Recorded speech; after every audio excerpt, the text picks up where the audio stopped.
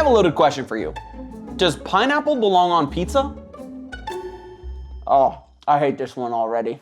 Hello, Internet! Welcome to Food Theory, the channel that would rather choke on a pineapple apple pen than put fruit on a pizza. I actually tried pitching that episode, but turns out it wasn't monetization friendly. So here we are, cooking pineapple pizza for science. Now, my disdain aside, today is all about giving pineapple pizza a fair trial in flavor court. I'm not gonna be some 2-bit public defender. I'm gonna try my darndest to prove beyond a shadow of a doubt that pineapple belongs on pizza. Unfortunately, I'm also the judge, jury, and slice-ecutioner. And let me tell you, there's bias in the court. Like this, I hope you understand, this is not appetizing for me. Like, at all. In order to build a case for pineapple pizza, or PP as my taste buds like to call it, we'll need to break down on a chemical level what makes the topping so alluring for fans. Once we figure that out, we're gonna take that science and experiment with making the best pineapple pizza possible. Because if that doesn't change my mind, nothing will. Worst case scenario, I'll still hate it. But at least all of you heathens will get tips for making your sacrilegious slices even better. And who knows, maybe the pineapple will surprise me. Hold on. Hold the phone. Okay, right out the gate, my research turned up shocking news. Hawaiian pizza isn't Hawaiian! Yeah, turns out pineapple's most renowned duo with ham is built on a throne of lies. You see, pineapple was first introduced to the topping scene in the 1960s by Sam Panopoulos, a Canadian restaurateur who immigrated from Greece. And get this! The inspiration for the flavor combo was Americanized Chinese food, sweet and sour chicken. That's a lot of inspiration from not Hawaii. What was Hawaiian was the can Sam's pineapple came out of. I mean, the pineapples too were from Hawaii, but as the story goes, Sam named his sweet and savory abomination after the Hawaiian brand text on the can. Suddenly, in hindsight, it makes total sense that a Canadian paired the pineapple with ham, because if it were truly Hawaiian, Spam would have been the go-to savory ingredient. But just like the scientists at Jurassic Park, Sam was too preoccupied with figuring out if he could that he didn't ask himself if he should. And the rest is history. The Pineapplesaurus Rex got loose and spawned all sorts of pineapple pizza offspring. Nowadays, master chefs like Gordon Ramsay and Bobby Flay try their hardest to dissuade people from putting pineapple on the Italian-American staple. And even politicians have joked about banning the topping. And yet, pineapple finds a way. Okay, so in front of me here, we have Papa John's Hawaiian pizza. This is kind of the pizza that just comes to my mind whenever I hear Hawaiian pizza. And like we've established so many times on this channel, Papa John's, the #1 fast food pizza out there. I cannot tell you the last time I had a Hawaiian pizza because I hate them so much. Just the pineapple sitting on top of there, this is going to be my baseline pizza. Because obviously I need to judge everything else off of something, right? We're gonna be altering different variables in these pizzas that we're gonna cook today, and we need a control. Now, obviously, it's not the same. If we wanted a true control, we would just make a 4th pizza, but I wanted to try a fast food pizza that you tend to get, right? The Hawaiian pizza that everyone knows and loves. So, enough stalling. Oh my God, it's so much.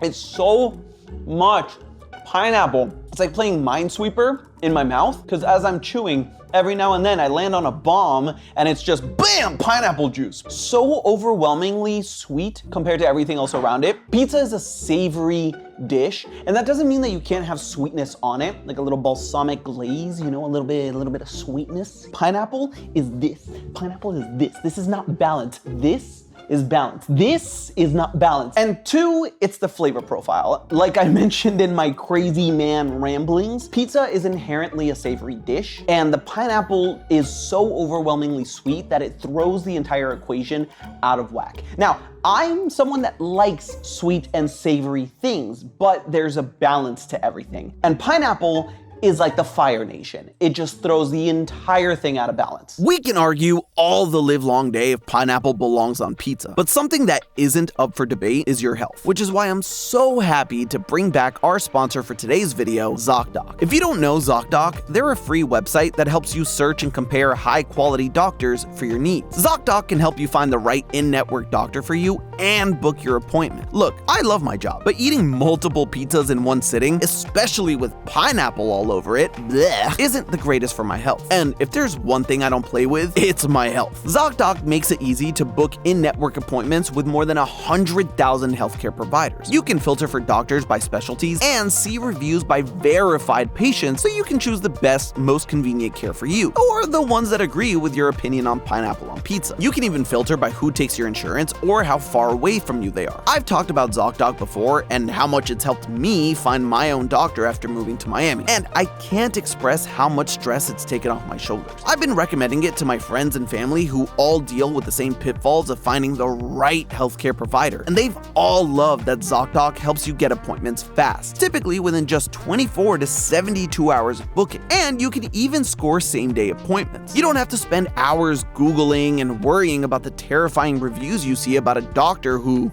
likes pineapple on their pizza. So if you want to feel less stress surrounding your health, go to ZocDoc.com/foodtheorist or click the link in the description to find a top-rated doctor today. Thank you so much to ZocDoc for sponsoring us. Now, let's talk about what's wrong with this fruit on this pie. When it comes to texture, those who believe pineapple is a problem have a point. Usually, pizzerias aren't buying fresh pineapple. They're using the cheap and easy canned stuff that's been basking in its own juices. To be fair, any shop worth its salt will drain the topping before application, but we're still dealing with an ingredient that comes with a lot of moisture. We learned all about the dangers of moisture in our reheating pizza episode, but basically, cooking with wet ingredients can create steam that can get trapped within the pizza, leading to a case of the soggies. This can be amplified with numerous toppings that blanket the surface area and prevent the moisture from escaping. It's also worth mentioning that a fresh pineapple's juices can actively fight against the texture of the other ingredients. This is because pineapples contain the acidic enzyme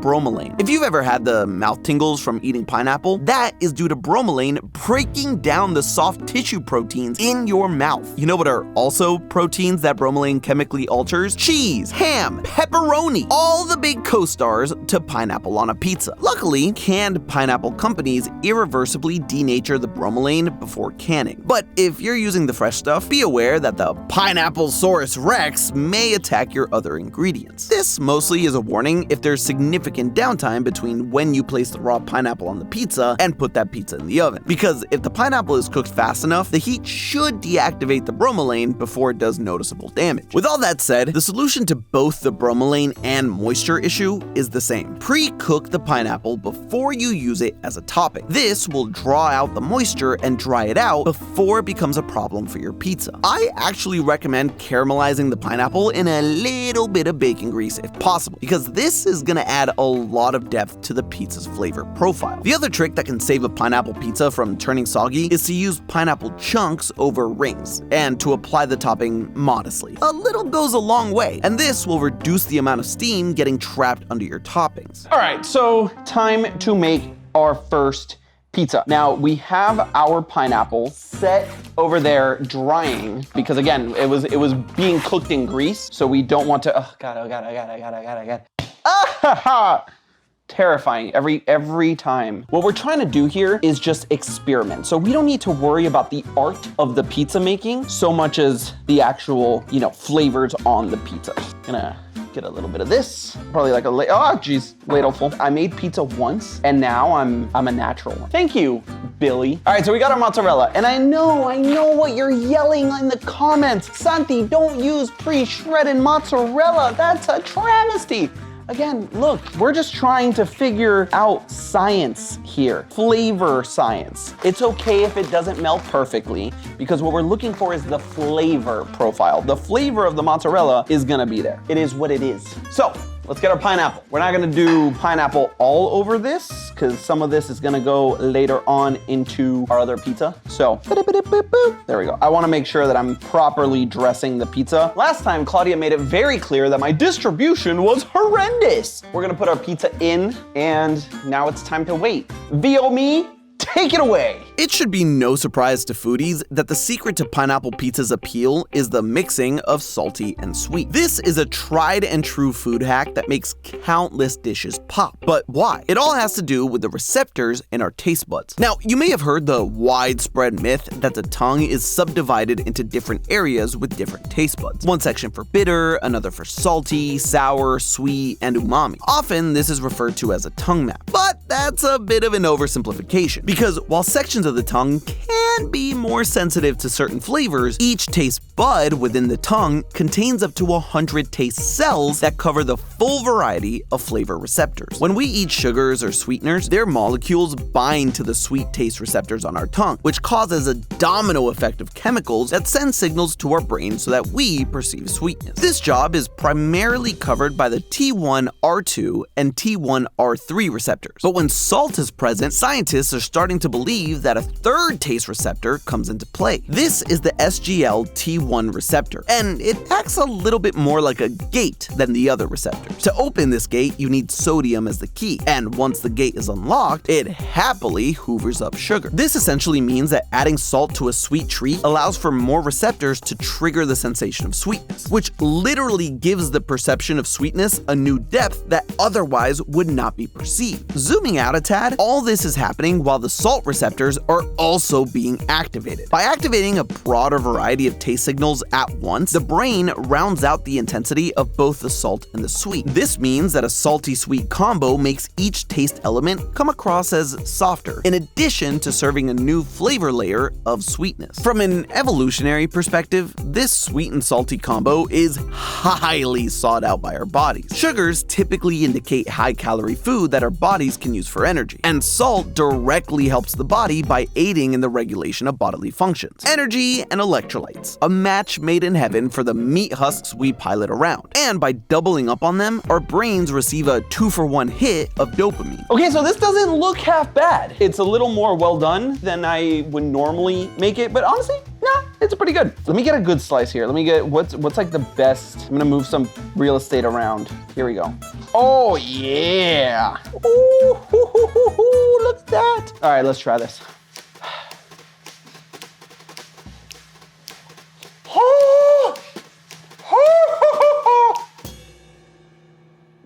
Yeah, thank you. I'm gonna need this. Okay, look, I understand what it's going for, all right? Let me take another bite.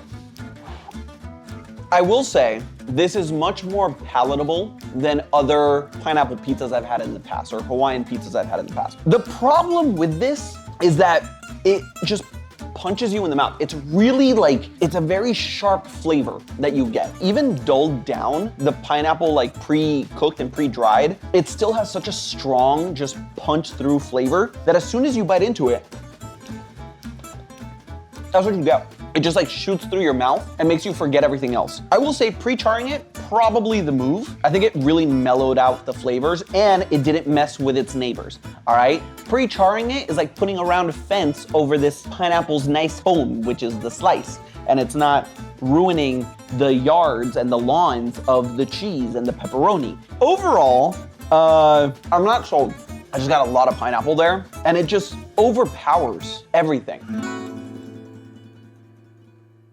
So going back to the balance of the slice, I concede, sweet and salty works well in theory. Food theory, yeah, we get it. But in execution, it's still missing something. And that's where these come in. I dare you to eat that. What, this? Yup. All right, I'll do it. But you watching right now have to subscribe on the count of 3. Ready? 1, you better hit that subscribe button. 2, 3. Light work. Light work. Yeah, light work, baby. Let's go. You give me a little bit of water? Yeah.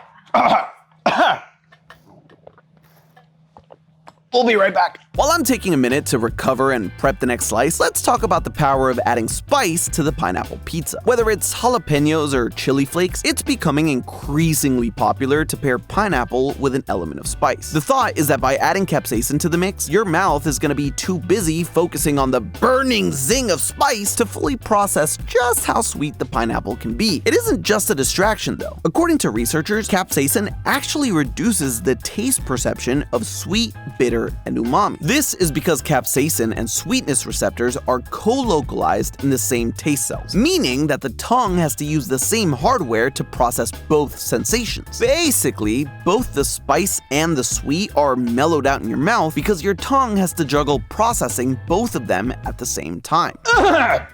Okay, moving on to the second pizza with jalapeno. God, now I can't even think straight. Okay, all right, let's do this. Oh God, oh God, oh God, oh God, oh God, oh God, oh God, oh God, oh God, oh God, oh, oh God, oh God, oh God, oh God, oh, oh God, oh God, oh God, oh, there we go. Okay, big fat, just, all right. Going light on the sauce this time, because you know what, actually, I am a light sauce on the pizza kind of person, because you know, ya boy gets heartburn.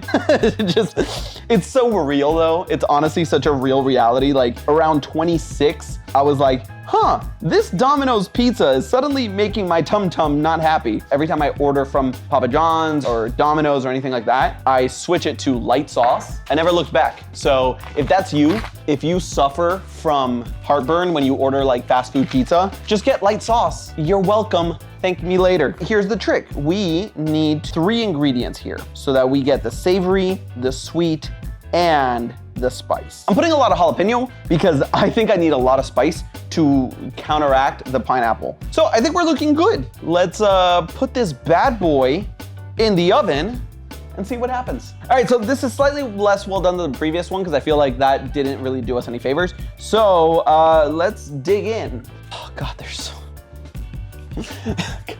much. I hope you understand, this is not appetizing for me, like at all. Hold on. Hold the phone. This is actually crazy. The sweetness is dulled by the spice. What's weird is like you get a hit of the pineapple, so it hits you in the face, it just goes paw. But then the jalapeno spice comes in and is like, nah, you know, paw, nah, paw, nah, paw, nah. Point is, it does actually help quite a bit with the flavor. So let me go in again. Plus the crunch of the jalapeno really helps here. It adds another flavor, it adds another texture. This is a lot better than I thought. I'm still not a fan of the pineapple flavor, and it's still really strong, and it's such a contrast. That is my big issue with it here. Pineapple is such a contrast to everything you find on a pizza. And I get that some people like that, but for me, it's about balance. If it's too much in one direction, it ruins it. Okay, so we're starting to get places, but I still think I need more to sell me on pineapple pizza and how to make a pineapple pizza work for a hater such as myself. I think the solution isn't in the toppings. I think we need to go deeper. I think the solution is in the base ingredients of the pizza itself. So let's see how pineapple interacts with cheese and the sauce. During my research, I came across this handy little graph drawn up by flavor chemist Terry Misley for a piece on pineapple pizza in Mel magazine. Basically, what Misley is illustrating here is how all the chemicals within a Hawaiian pizza interplay with each other. According to him, pineapple both reinforces and contrasts with different elements of the pizza, adding to the familiarity of some flavors while providing an unexpected boost to others. For example, pineapple reinforces the taste of ethyl butyrate and ethyl caproate, which are low-key fruity components found in cheeses like mozzarella. So in this sense, pineapple actually is a surprisingly natural pairing. Then there's the tomato sauce on your pie, which, like pineapple, is an acidic fruit. But there's a significant contrast between the types of acid in each. Tomatoes contain primarily lactic acid, with a little bit of citric acid. But pineapples are chock full of citric acid, a little bit of ascorbic acid, but no lactic acid. These different acids contrast in flavor with one another when combined, retaining their individual flavors while simultaneously creating new ones. For professional pineapple haters such as me, this graph also brings to light a key factor in our disdain for the topping. While tomato sauce and pineapples have different acid profiles, they both add significant sweetness to the dish. This doubling down on the sweet is what I keep flagging in my criticism of the slice. So what if we tackle the problem from the sauce angle? A cursory glance across the internet shows that people love several sauces for their Hawaiian pies over traditional red sauce. Barbecue sauce is a popular one that adds a level of savory back into the recipe, but also doubles down on the sweet. I'm actually more interested in sauces that bring us away from Candyland. Spicy vodka sauce is another great contender because it utilizes the same tricks as jalapenos to cut down the pineapple's taste profile. For me, garlic Alfredo sauce looks like it might be the winning savory ingredient, but there's only one way to find out. Okay, so we're on to the final pizza, and we are going to use Alfredo sauce as our base. Now, this sounds weird. White pizzas are not a thing out of the ordinary, truly. So this is just kind of taking one style of pizza that you don't normally see with the pineapple and mixing it in with the pineapple to see if it finally works. Let's get our handy dandy crust. Okay, there we go. Terrifying, honestly, every time. Let's open up this Alfredo and let's see. I'm gonna be generous with it. Oh. So I'm gonna put some cheese. Oh God, the way it plops just onto the Alfredo. It's such a different consistency. I have a feeling this is not gonna, you know, be the best. Let's put our pineapple all around. It's such a monochromatic pizza. This is what I'm gonna do, all right? I'm gonna put pepperoni on just half of this because pepperoni is a strong flavor. And I wanna see what it tastes like without the pepperoni, just to see the interaction between the cheese, Alfredo, and the pineapples. I'm just gonna put a couple slices over here. Boop. Ah, no. Boop. Boop, boop, boop, boop, boop, boop, boop, boop. Okay, cool. Here's our final pizza. Alfredo sauce, kick in with the drip. Alexa, start a timer for 13 minutes. 13 minutes, starting now. A few moments later. I have eaten so much pizza, and you know what? I still can't get enough. So let's dive into this and take a couple of bites. I gotta tell you, the Alfredo underneath is really providing a scent that I'm not used to, and it's kind of inviting. It's kind of nice, you know, kind of. So let's just dig in and try the naked one. Look at that, it's gonna have to pixelize this. All right, let's try this. Huh, this is interesting. This Alfredo is really strong. All right, let me try the pineapple with the pepperoni and then I'll get back to you. So listen, I'm gonna level with you. Is it good? That's up for debate, right? Like as a whole product, is it good? Meh.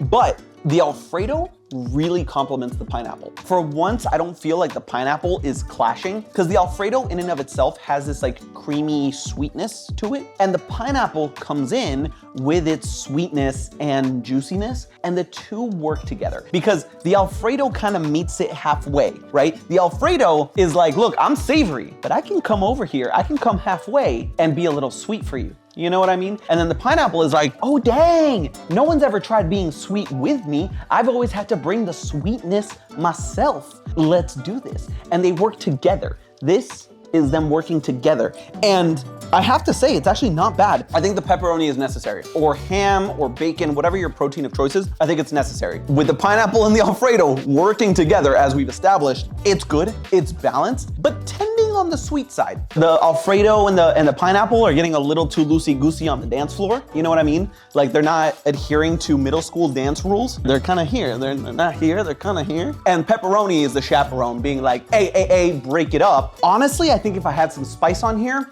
that might work as well, but it doesn't need it. I could really eat an entire pizza like this, right?